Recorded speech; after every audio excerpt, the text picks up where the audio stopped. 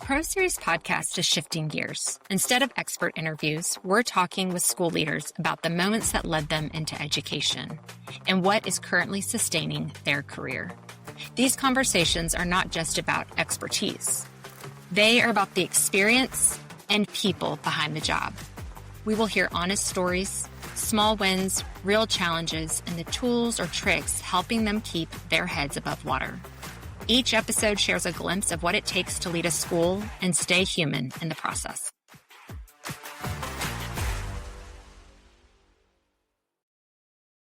Today's guest is Jasmin Dean, founder and CEO of Celebrate Dyslexia and Celebrate Dyslexia Schools in San Antonio, Texas.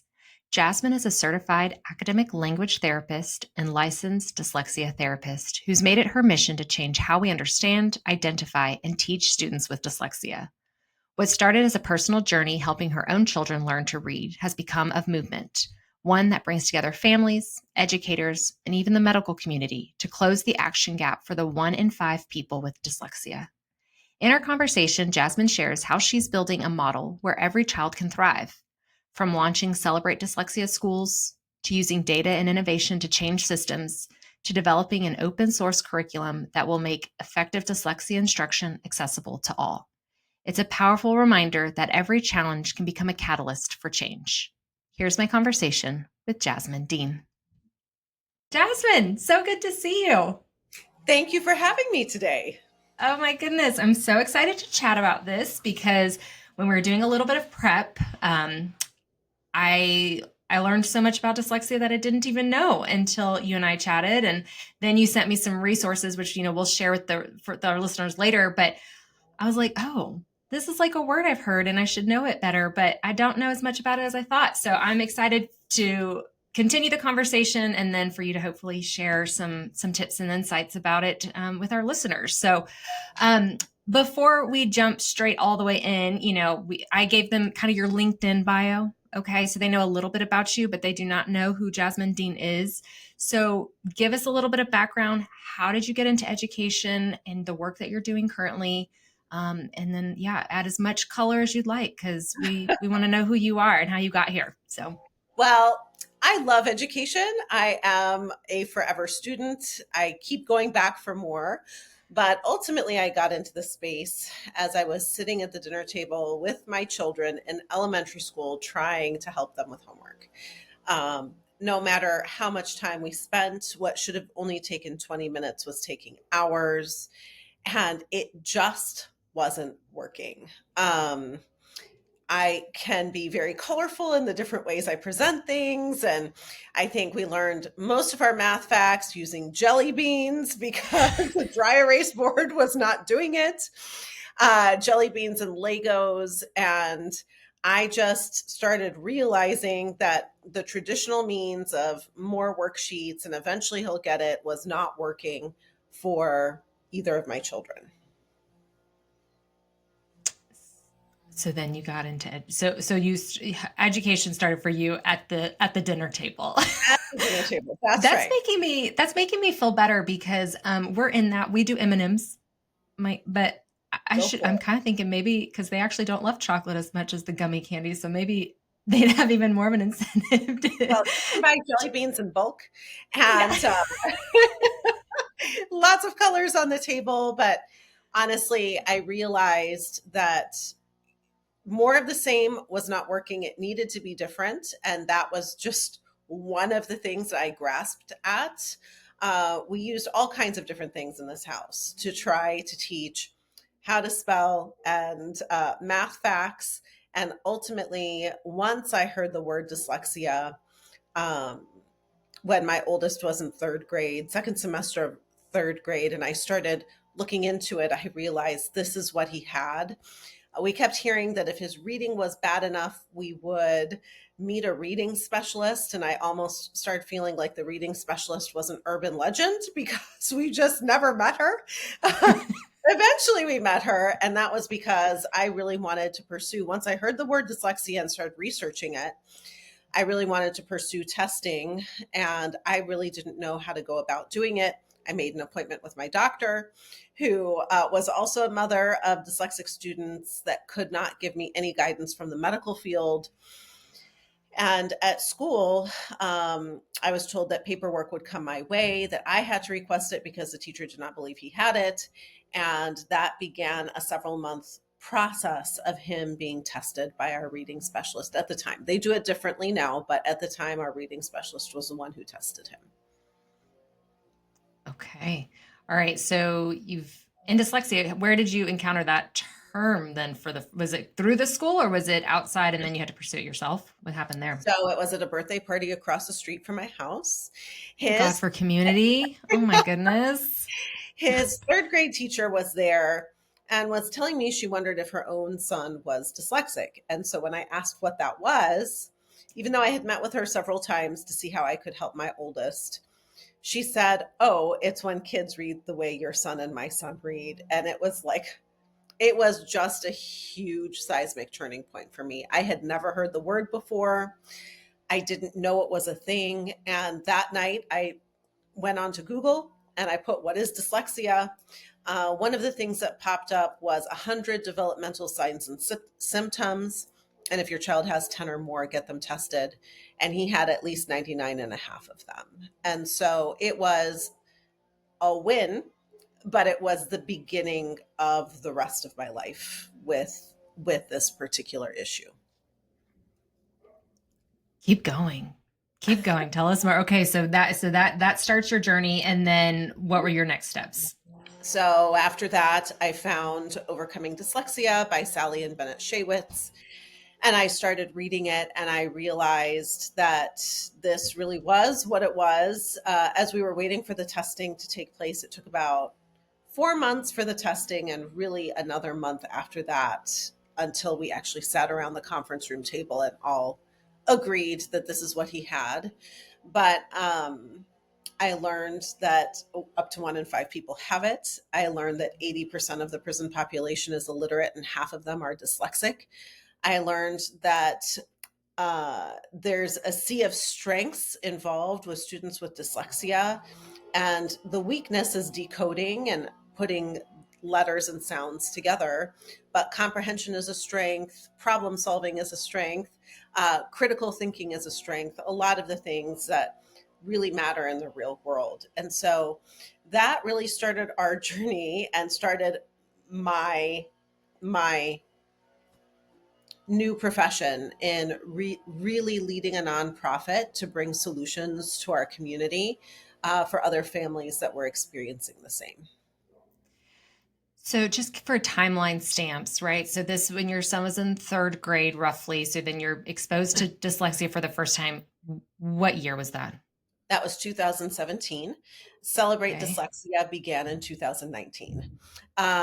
I met with a principal. Wow. She encouraged me to present to other principals, and then I was encouraged to present to the PTA. So it was really finding my Yeah. voice in the Yeah. space. And the more I was talking to people, I found a group of other like minded moms who wanted to be a part of the solution. So filled out the paperwork to become a 501c3, and we brought an exhibit to the museum that really celebrated the strengths of students with dyslexia, and that was really our beginning.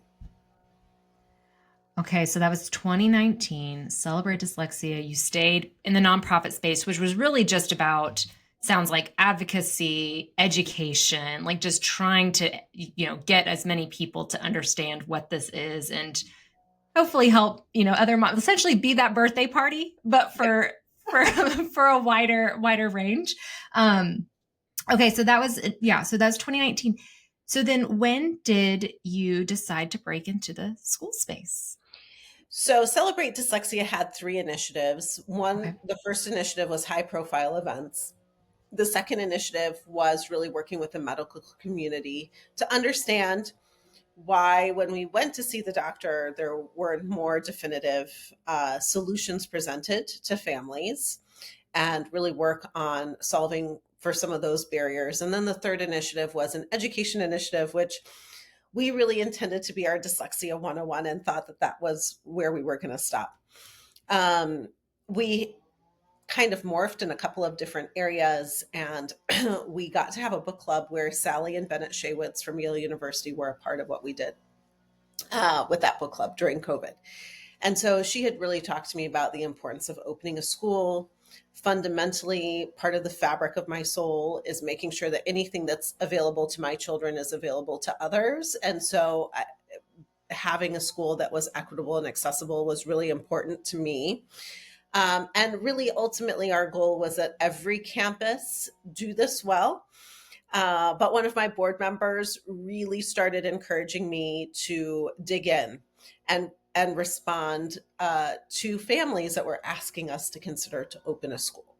So at that time, there was a school north of Houston that had just been approved as a nonverbal autistic focused school. And so I thought if they could do it, maybe we could do it. And we applied for Generation 27. We made it all the way to the TEA capacity interviews. We were not selected to move forward to the SBOE vote. However, we got a lot of really good feedback, and it gave us an opportunity to kind of regroup, go back to the drawing board, and decide was this really the best avenue for us? And we decided that it was. So we applied for Generation 28 and made it all the way through.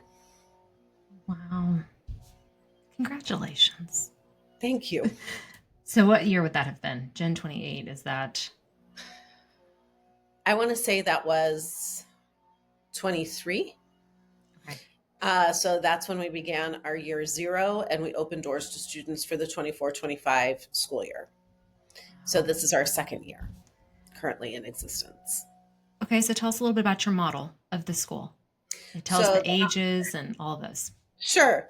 So we named the school when we had to file the paperwork to form yet a second nonprofit. We filed the paperwork as Celebrate Dyslexia Schools as a placeholder. We really believed that the founding families would change the name of the school for whatever they found was appropriate. And when the topic came up with our parents, they really did not want to change the name. They were so happy to be a part of a joyous concept. So we decided that it would stick, and the school is called Celebrate Dyslexia Schools, even though it's a separate organization from the original nonprofit. The model is that every single teacher is trained as a general ed and special ed teacher, certified teacher, and also an academic language therapist in training. So that way, throughout the whole day, the student never truly leaves a dyslexia-friendly environment. We can't pretend that dyslexia therapy will be successful in a silo. We have to be able to bridge it to ELA, to math, to social studies, to science, and beyond for the student to be successful in all subjects. So this way we have the teacher who is most familiar with academic language therapy that's able to bridge those concepts into all of the other tier 1 core subjects and really appropriately implement accommodations for all of our students. Wow.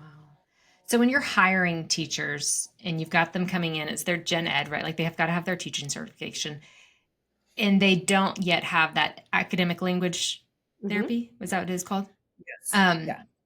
So they can come in and work for you without having that, and then you all get them trained in that? Or is that something they have to have before they can even be employed at Celebrate Dyslexia?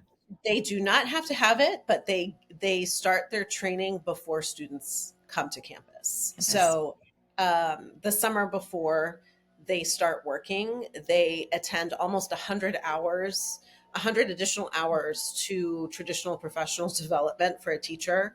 They attend an additional at least 100 hours for academic language therapy training. Wow. That's awesome. What age groups? Remind me if I don't know if I missed that. So last year we started with K through 2nd. This year we added 3rd and 4th. Next year we will add 5th. Y'all are growing fast. Well, I think we are really excited about keeping our class sizes small. We have to keep our class sizes small. When we first opened our doors last year, we had 20% identified special education.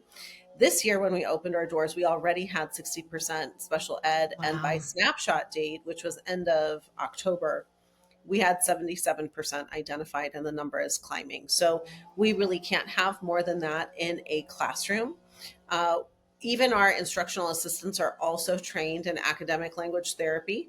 And so every person that is within our ecosystem is trained and is able to support our students.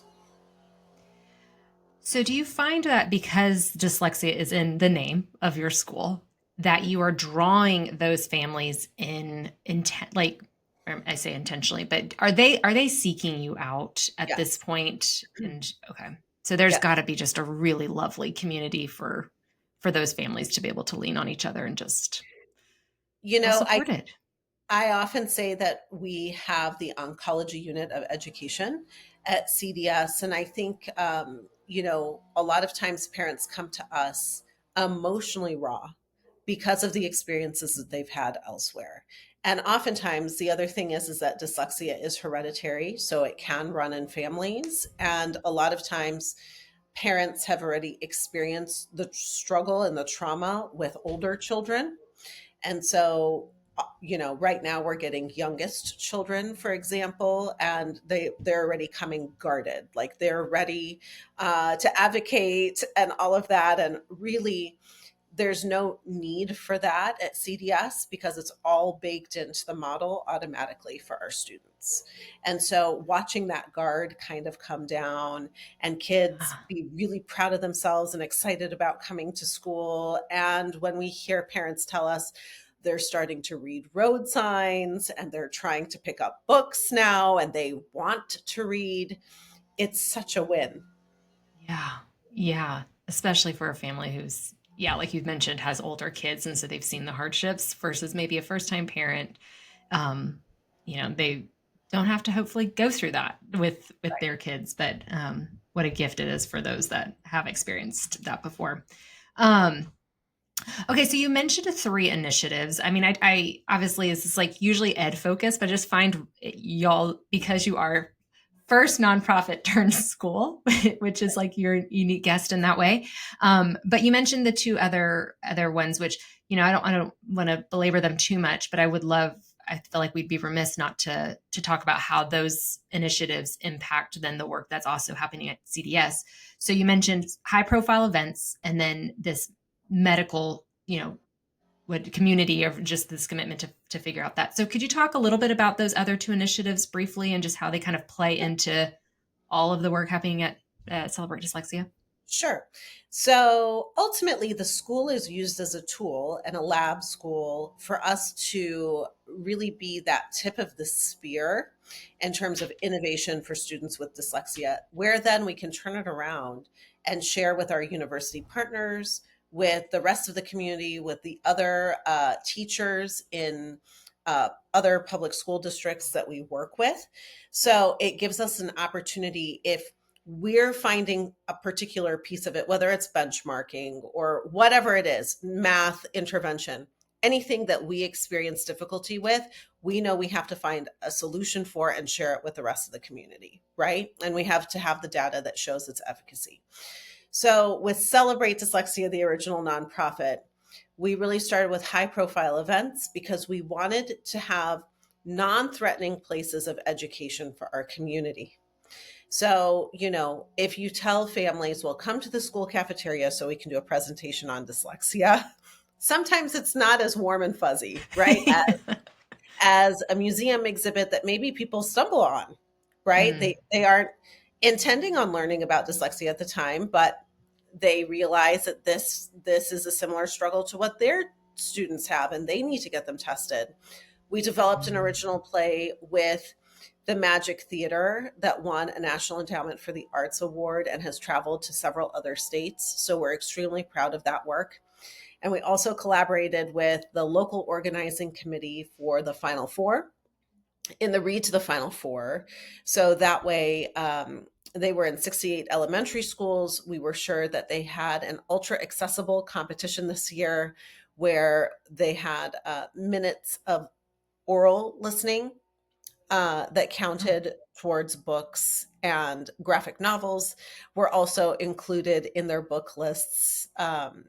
And we had resources for families and teachers that were in all of those elementary schools. So really trying to align ourselves with other organizations that touch the education space to have that added. Don't forget about this. Keep this top of mind. If you need more information, we're here to help you. Our medical initiative, I truly believe that we are still in the dark ages of dyslexia in terms of uh, diagnosing. We don't technically diagnose in schools. We find uh, we identify characteristics of dyslexia, right? Mhm.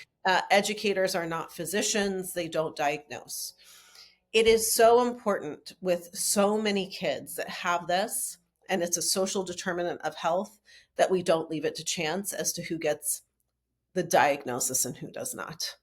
It is so important that this be a part of well child visits, that if parents don't know what's going on, that a doctor can tell them, this is what's Mhm. going on and this is how I can refer you for further treatment or further help. With proper medical coding will come more advancements in research, so that that can even fine tune our curriculum and how we approach curriculum. It's just one of these, we have these two silos. Here's education and here's medicine. And this is an opportunity for the bridge to come down between the two and really impact such significant groups of people in our population. I love that. Um, because right now, I'm just trying to think like to get those support services. So you have somebody who's, who has vision impairments or who has um, needs PT or OT or something like that, right? Like, again, that goes back to, right, it's diagnosed outside of the school. And then now this school is going to help or will get additional funding to bring in potentially like that PT or that OT or whatever they might need. Is that not happening? Like, are schools not getting additional funds or support if a student has dyslexia, even though it is requiring potentially an additional staff member to help bridge that gap? Or talk to me about like why having that medical diagnosis is going to be beneficial for schools and potentially access for families within the school setting. Help me Yeah. understand that a little bit more. Well, it will help with diagnosis, hands down, Yeah. right? It Yeah. won't be just the luck of the draw as to which parent knows how to advocate for their child that they get identified and get Hmm. those services. Currently, well, most recently in legislation, dyslexia is now under special education because it requires specially designed instruction, right? To Hmm. have an individual who is trained in that specially designed instruction right now, because they're so privatized, it can cost between $5,000 and $7,000.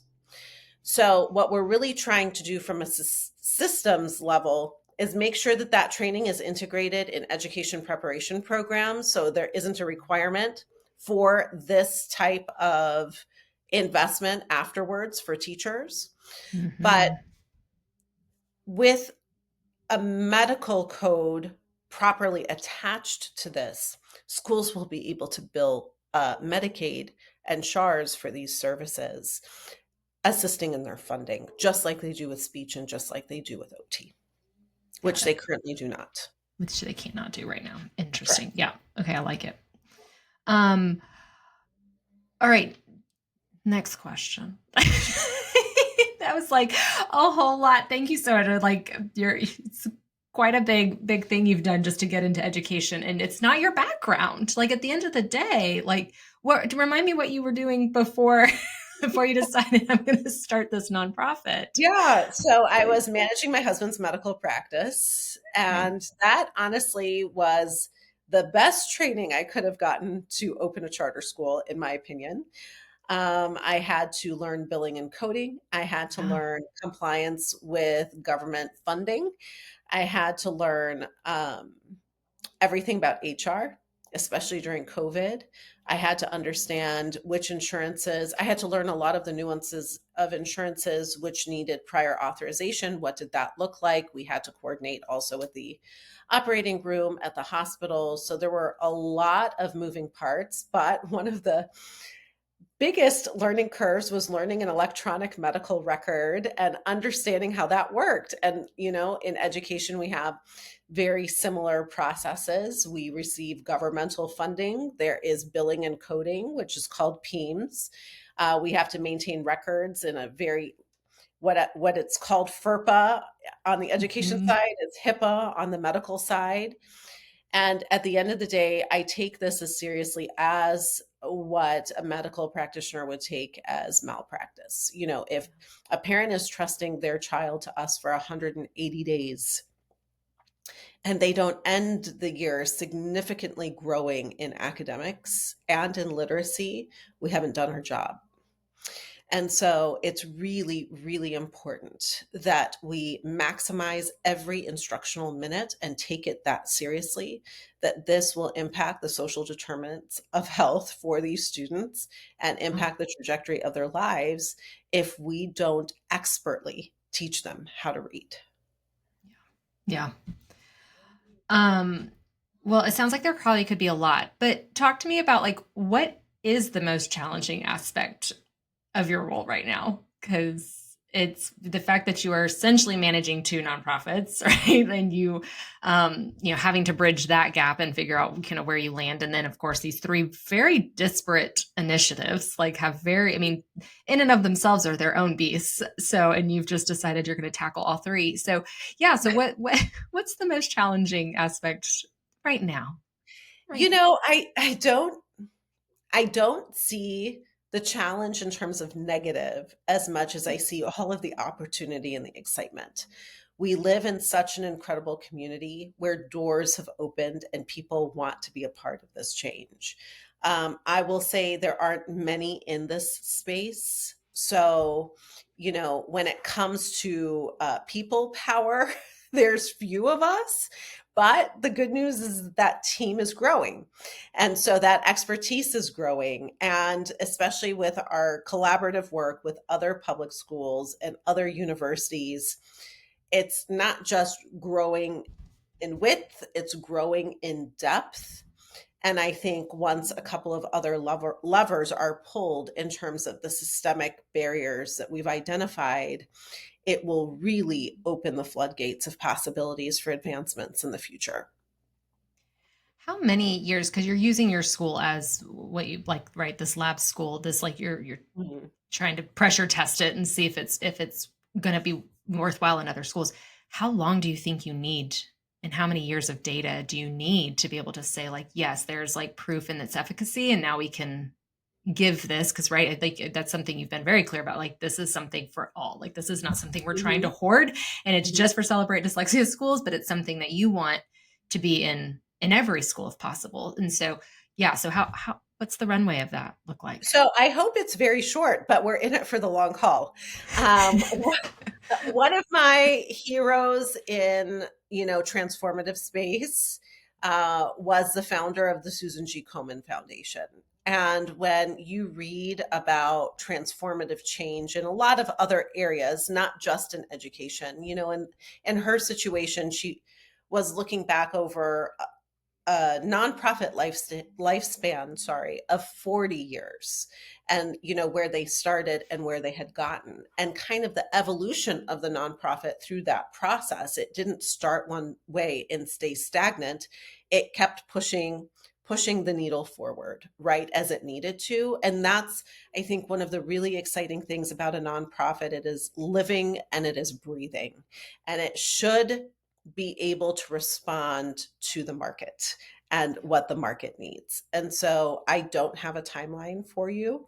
I can tell you this definitively. When we started in 2019, which seems like 100 years ago now, when we started in 2019, we definitely could not have planned all of this to have happened in the timeline that it happened. And so that in itself is a victory. That in itself is a huge win that people like you are now talking about dyslexia, right?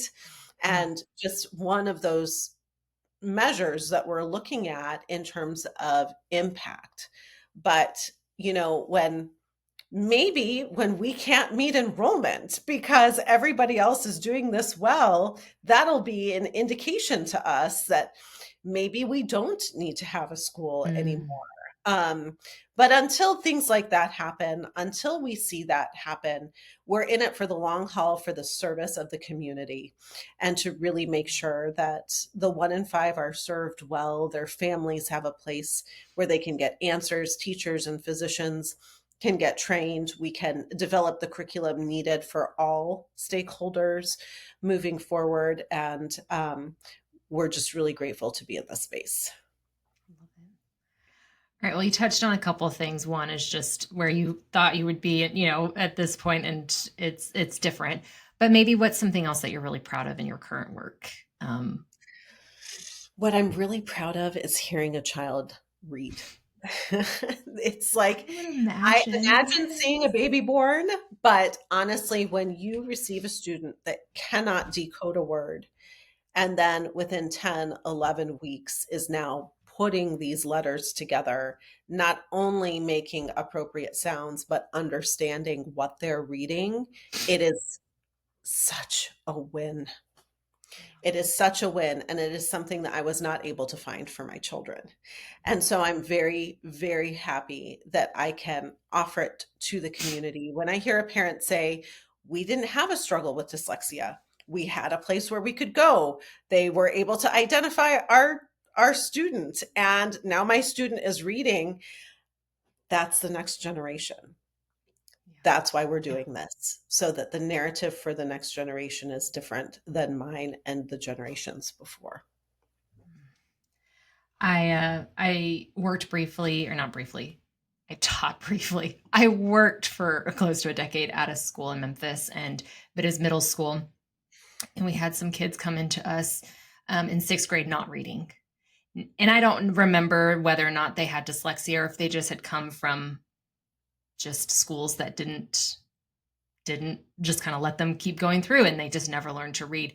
And I remember they got put in this very intensive like reading class, right? And it just to the point where they were just tapping out sounds, right? Like they had to just learn the sounds of letters and how they blend together. And yeah, at the semester they got assessed or whatever, and I remember walking into one of the classes and hearing that kid who before could not have read cat, right? And then all of a sudden is reading something on a third grade reading level, and again still behind, but like the growth and just the absolute joy in that classroom. I mean, that teacher did a phenomenal job, but the joy, and they were so proud of themselves, like Yeah. they just lit up. And of course, it's so sad that they're in sixth grade, you Yeah. doing that, because that's where my second grader is right now, where she just like, they're just sponges and they're so excited when they can read because it's so empowering. Like the Mhm. freedom that comes with that.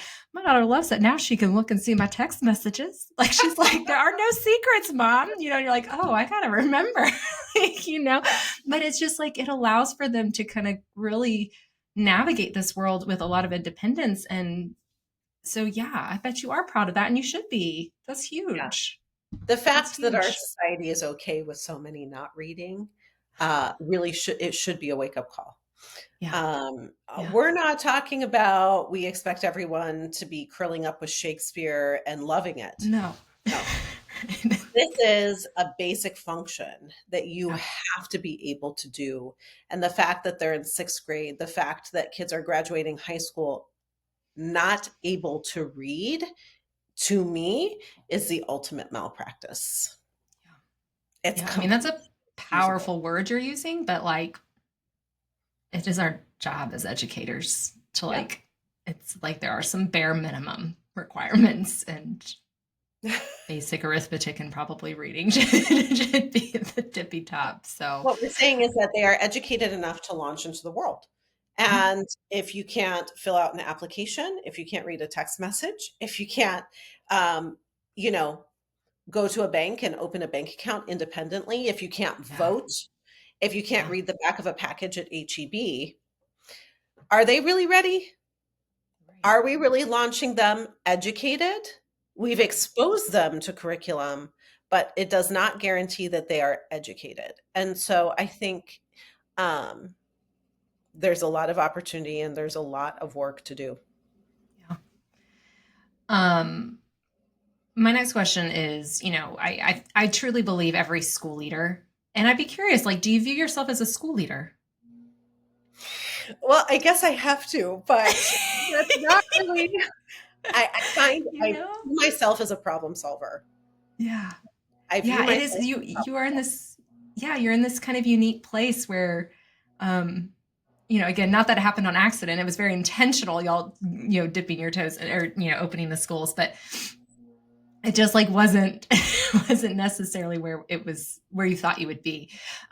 So but what is your, I'll just use I'm going to say school leader, but leader in general, right? What is your superpower? Because I really do believe anybody who's at the helm of an organization has one. They have to, for that organization to continue to thrive and fulfill its mission. So um, what would you say, your superpower is?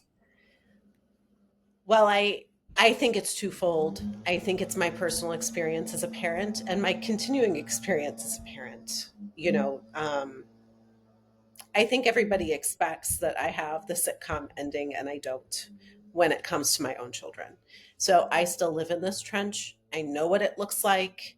It's something I don't want for the rest of my community. But I also believe that it is my calling.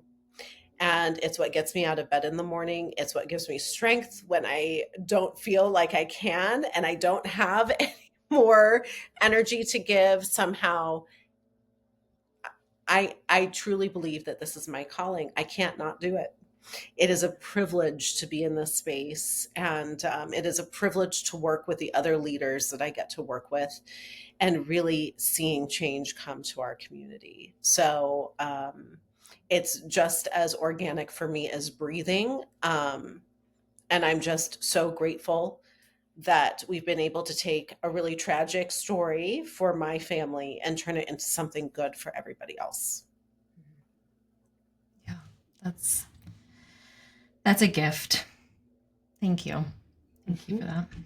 Um, okay, so then what is, this podcast that I've started doing, right, is has two objectives. One, it's to build a community because this can be very lonely, just like you said, Right. like you wake up and sometimes you're feeling really depleted, discouraged, right? But you also, it's like, this is my life's calling, like I Yep. have to do it. But like I said, it can be very lonely. And so Mhm. trying to build a community that's like, we are doing this together, right? Like this is in an effort to be seen by other people who are doing this really important work. And to celebrate, right, what's happening in all of their organizations. But also we like to, want to stop reinventing the wheel, right? And so like if there's this aspect too where I want to be able to share resources that are effective in other schools and organizations, and that can be shared then with others to be able to bring into their schools or into their own personal lives, right? Like it could be, this is allowing me to be sustained in this work because I have this little hack over here that allows me to do it all, right? I can be mom and wife and friend and all of those other things while still, doing this work every single day. Um, so I asked you in advance, right, to come up with a resource. Could you just tell us a little bit about the resource that we're going to share with folks, and how and why you think it would be helpful for others to incorporate and to review?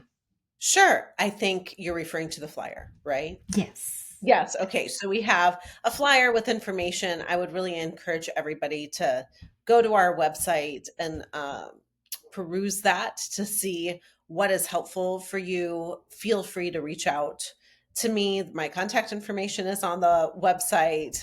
It'll be either myself or a team member that will get back in touch with you. The good news is that there is information, and if you're a school leader struggling to build capacity for your staff in this space, we can help you with that. If you're a parent that really isn't sure if the assessments that your child has received in school for an evaluation, you don't know how to interpret them, reach out to us. We can help you with that. If you have a question about policy, or if you have a question about the definition or effective instruction, reach out to us. We can help you with that. Eventually, what we're really excited about is we are working on an open source curriculum so that privatization of this will go away.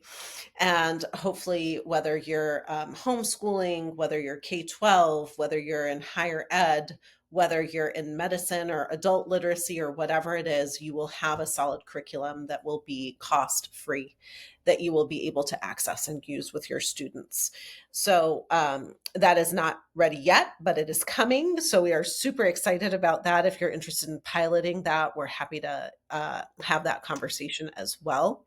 So if there are school leaders that are wanting to build capacity but can't afford the privatized curriculum, reach out to me, and we are definitely working on setting up our pilots next Oh, year. wow. So we're happy to talk about that as well. Okay, so the pilot's going to be running in the 26-27 school year. Yep. Oh, that's soon. Yes. Okay. Ooh, okay. I'm going to definitely link to that to get connected there. Okay, those are the couple that you sent me. Is there anything else that came to mind just by way of this conversation that you're like, oh, this is a cool template, or this is a tool, or this is anything that's like, this is helping me be a whole person in this work? um, and I know that's just off the cuff. So if nothing comes to You mind, that's know, okay. so much isn't created in this space. So I feel like we create a lot. Yeah. But if you are needing a specific resource, reach out to me and I'll try to help you tell you how I've overcome. In terms of school leadership, I think, you know, you have to have an entrepreneurial spirit and frame of mind of constantly being scrappy and problem solving. Some of those things, there aren't very many people that can say that they've launched a school district. There aren't very many people that can say they've developed, you know, materials for an entire school district. And so, you know, I have been fortunate. Other leaders have come alongside and supported, but I'm happy to share. If you're stuck on something, I'm happy to talk you off the ledge and share whatever I have that can be of use. Oh, I love that. Love that giving spirit. So, lovely. Okay. Well, Jasmin, I have one final question for you. I ask it Okay. of all of my guests. It's in the spirit of my company's name, CheckBox Pro. Mhm. What is one box, big or small, personal or professional, that you hope to check off today? Today, oh man, probably cleaning out my refrigerator. That's great. Getting ready for Thanksgiving and just getting all of those like jars of tiny bits of marinade out so that I can have room to put stuff for Thanksgiving. How do they accumulate so fast? I don't know. I I don't don't know. know. I really think it's all the stuff that I buy that aren't on my shopping list. You know, they're sampling this dish with this marinade. Oh, that's so good. I'm going to get that marinade. And then you Mm. open it right away and never use it again. So Uh-huh. at least I Mhm. do. Mhm. Mhm. So that's Yep. probably one of those things on the list that I am That's looking forward to getting done. Not that I'm enjoying it, but that really does have to get done. that's that's a good one. And I'm not sure whether to call that a big or a small one because it depends on how many marinades.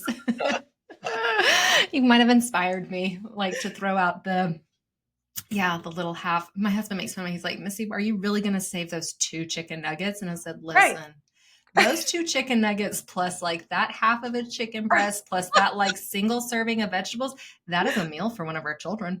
That So is true. That is true. like, You can get it in the lunchbox before it spoils. That's the other piece of yes. it, right? Oh man, I love it. Jasmin, thank you so much. Thank Of you course. for just sharing your experience, sharing resources. I'm really excited to point people to that. And just seeing a need, a very unique need, but also obviously a very common one that there's 1 in 5 with dyslexia. So it is a big, it is a problem is the wrong word, but you know, it's a big thing for lots of people to overcome, and giving access to families and schools to have resources to address it appropriately is amazing. It's amazing. It's an honor. It really is. And it's a privilege to be in this space. So thank you so much for having me on. Yeah. Awesome. All right, listeners. Well, I will connect you to Jasmin in the episode notes. So check out our website, check her out on LinkedIn. And you heard it from her. She is open and willing to help and share as much as she is able. So do not hesitate to reach out to her and her team. And until next time, everyone have a great day. I can hit the stop button.